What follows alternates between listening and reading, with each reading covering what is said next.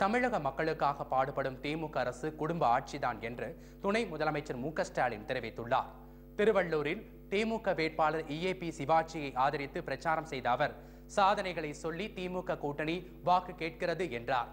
திமுக அரசின் பல்வேறு திட்டங்களை பட்டியலிட்ட மு க ஸ்டாலின், திமுக அரசு குடும்ப ஆட்சிதான் என்று தெரிவித்தார்.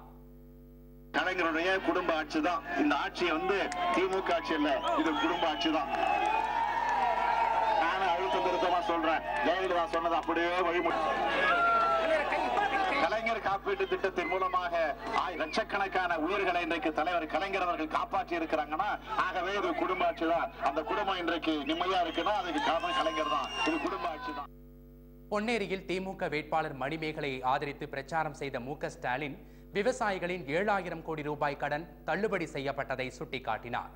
மீண்டும் நல்லாட்சி தொடர திமுகவுக்கு ஆதரவு தருமாறு வாக்காளர்களை மு க ஸ்டாலின் கேட்டுக் கொண்டார். 7,000 கோடி ரூபாயை தள்ளுபடி செய்வேன் என்று கலைஞர் அறிவித்தார். திருமண உதவி திட்டம் கிடையாது. திருமணம் தான் அம்மாவுக்கு அவ்வளவு கடிச்சு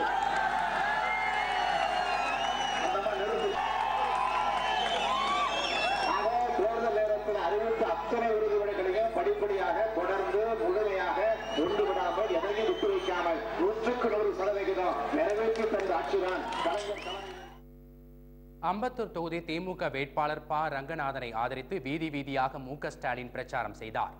சாதனைகளை விளக்கி கூறிய அவர், மேலும் பல திட்டங்கள் தொடர வேண்டுமானால் திமுக ஆட்சி நீடிக்க வேண்டும் என்று வலியுறுத்தினார். மு க ஸ்டாலின் இன்று காஞ்சிபுரம் மற்றும் வேலூர் மாவட்டங்களில் சுற்றுப்பயணம் மேற்கொள்கிறார்.